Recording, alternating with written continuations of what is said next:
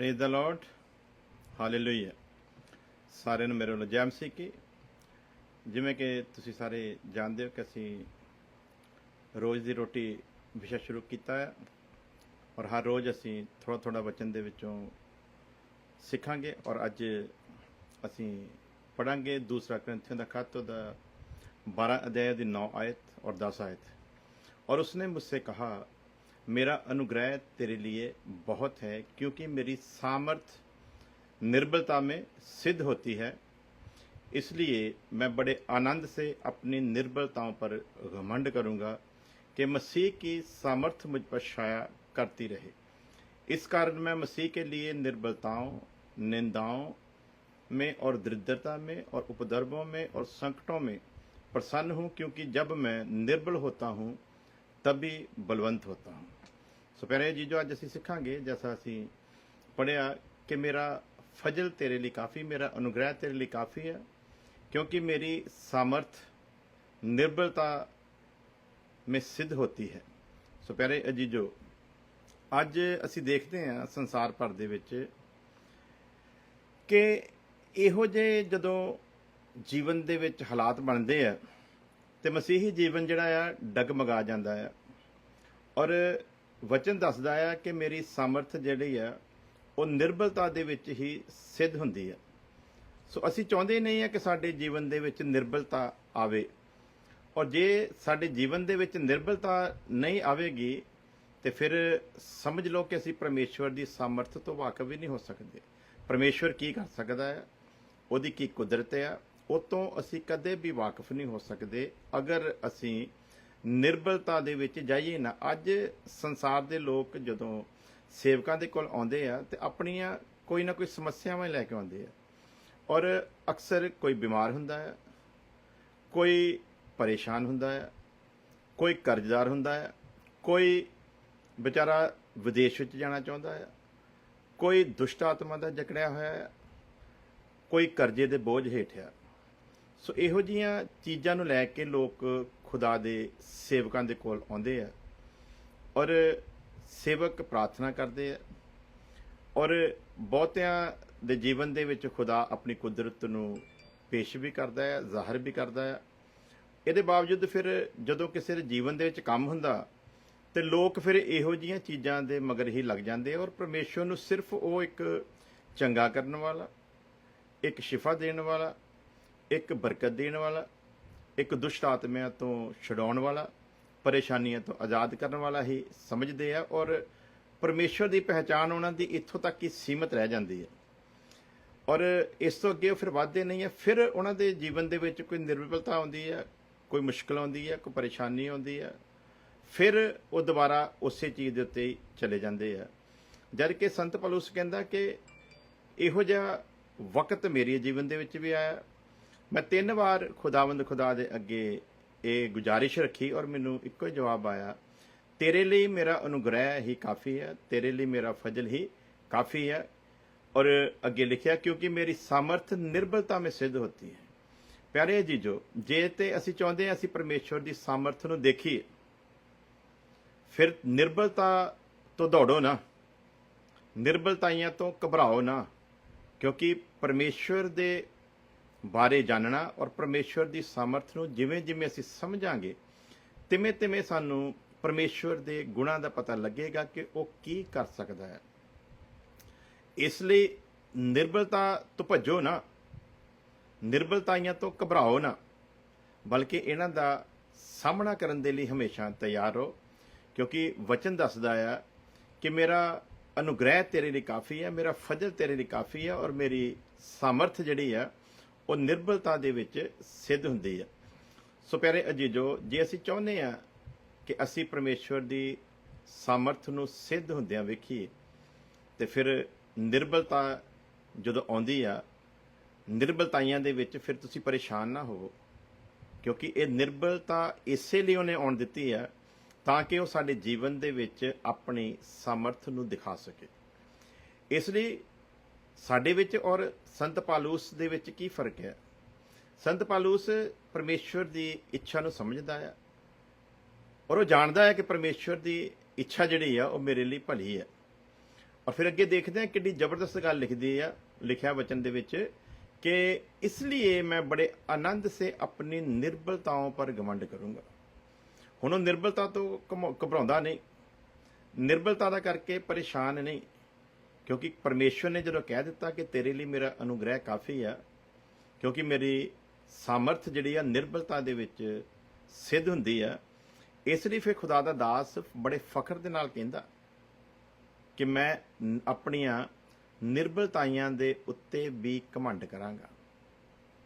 ਸੋ ਅੱਜ ਅਸੀਂ ਦੇਖਦੇ ਹਾਂ ਨਿਰਬਲਤਾਈਆਂ ਤੇ ਘਮੰਡ ਕਿੱਥੇ, ਅੱਜ ਤੇ ਨਿਰਬਲਤਾਈਆਂ ਦਾ ਕਰਕੇ ਪਰੇਸ਼ਾਨੀ ਹੁੰਦੀ, ਬੰਦਾ ਘਬਰਾ ਜਾਂਦਾ, ਬੰਦਾ ਸੋਚਦਾ ਕਿ ਹੁਣ ਮੇਰਾ ਕੁਝ ਨਹੀਂ ਹੋ ਸਕਦਾ। ਲੇਕਿਨ ਖੁਦਾ ਦਾ ਦਾਸ ਲਿਖਦਾ ਮੈਂ ਤੇ ਨਿਰਬਲਤਾਈਆਂ ਦੇ ਉੱਤੇ ਘਮੰਡ ਕਰੂੰਗਾ।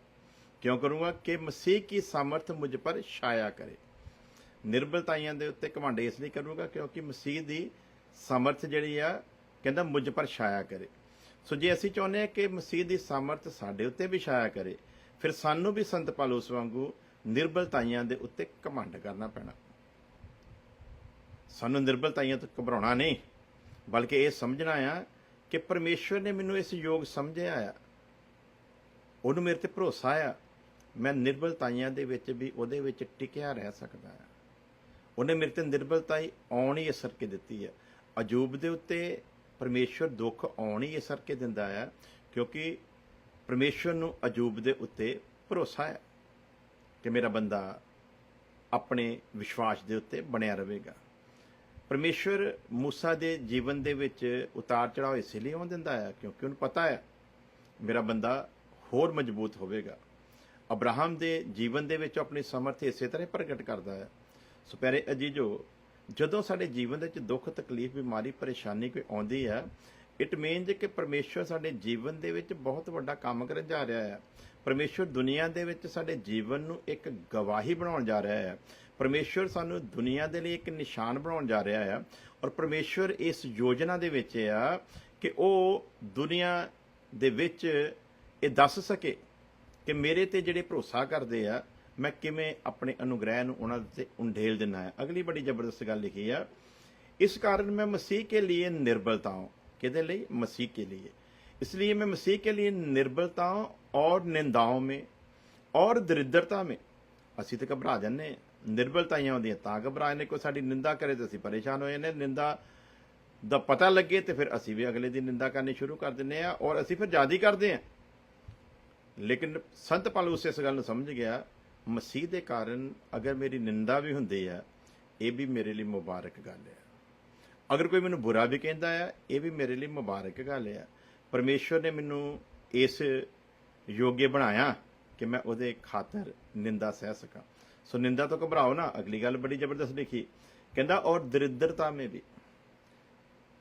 ਪਿਆਰੇ ਅਜੀਜ਼ੋ, ਅਸੀਂ ਤੇ ਜਦੋਂ ਦਰਿਦਰਤਾ ਆਉਂਦੀ ਅਸੀਂ ਤੇ ਘਬਰਾ ਜਾਂਦੇ ਆ, ਸਾਡੇ ਤੇ ਹੌਸਲੇ ਪਸਤ ਹੋ ਜਾਂਦੇ। ਚਰਚਾਂ ਬਦਲ, ਪਾਸਟਰ ਬਦਲ, ਕਦੀ ਕਿਸੇ ਪ੍ਰੋਫਿਟ ਦੇ ਕੋਲ, ਕਦੀ ਕਿਸੇ ਪ੍ਰੋਫਿਟ ਨੂੰ ਛੱਡ ਕੇ ਕਿਸੇ ਅਪੋਸਟਲ ਦੇ ਕੋਲ, ਅਪੋਸਟਲ ਨੂੰ ਛੱਡ ਕੇ ਕਿਸੇ ਬਿਸ਼ਪ ਦੇ ਕੋਲ, ਬਿਸ਼ਪ ਨੂੰ ਛੱਡ ਕੇ ਕਿਸੇ ਇਵੈਂਜਲਿਸਟ ਦੇ ਕੋਲ। ਯਾਨੀ ਕਿ ਅਸੀਂ ਕੋਈ ਜਗ੍ਹਾ ਛੱਡਦੇ ਨਹੀਂ ਆ ਔਰ ਜਾਂਦੇ ਕਦ ਨਹੀਂ ਆ।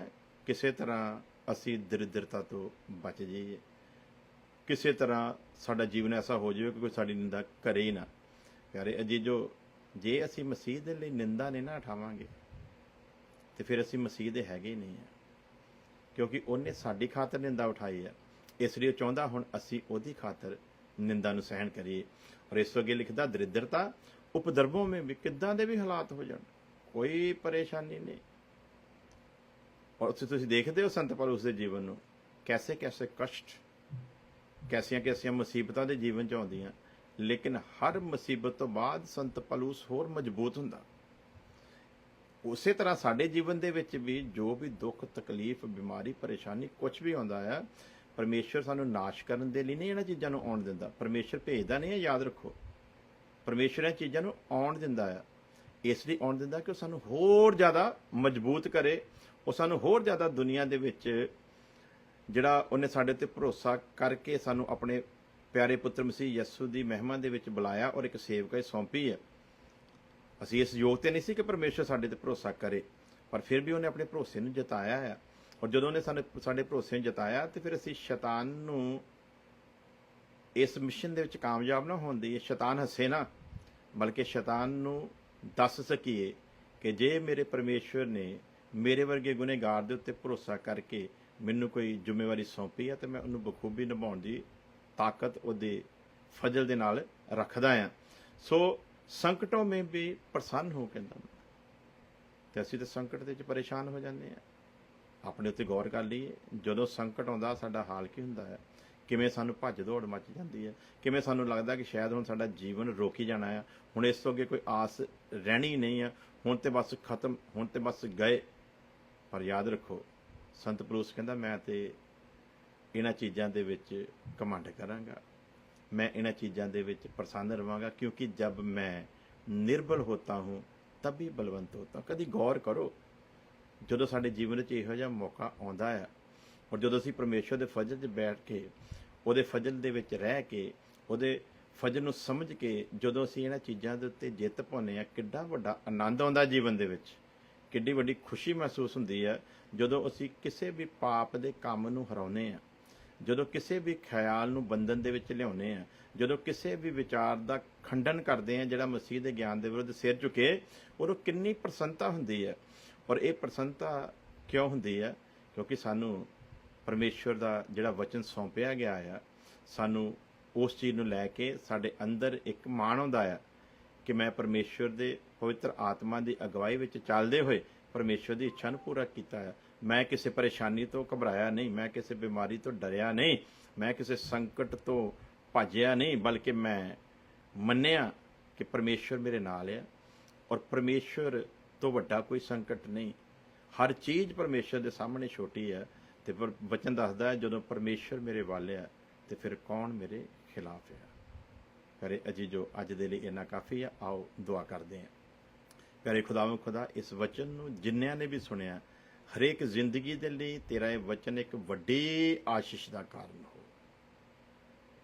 तो अपने लोगों नूं अपनी सामर्थ और अपनी शक्ति नूं देखण दा मौका दे खुदावंद, और तेरी इस सामर्थ और शक्ति नूं ओही लोग देख सकते हैं जिहड़े इन्हां चीज़ां तो उपर उठ के तेरी कुदरत नूं समझते हैं।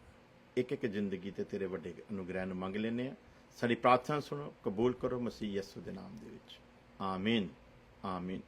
सारे जय मसीह की। कल फिर इस तरह खुदा के वचन लैके तुहाडी खिदमत हाजिर होवांगा। दुआवां दे विच याद रखना। खुदा तुहानूं सारिआं नूं बड़ी बरकत देवे। सब नूं जय मसीह की।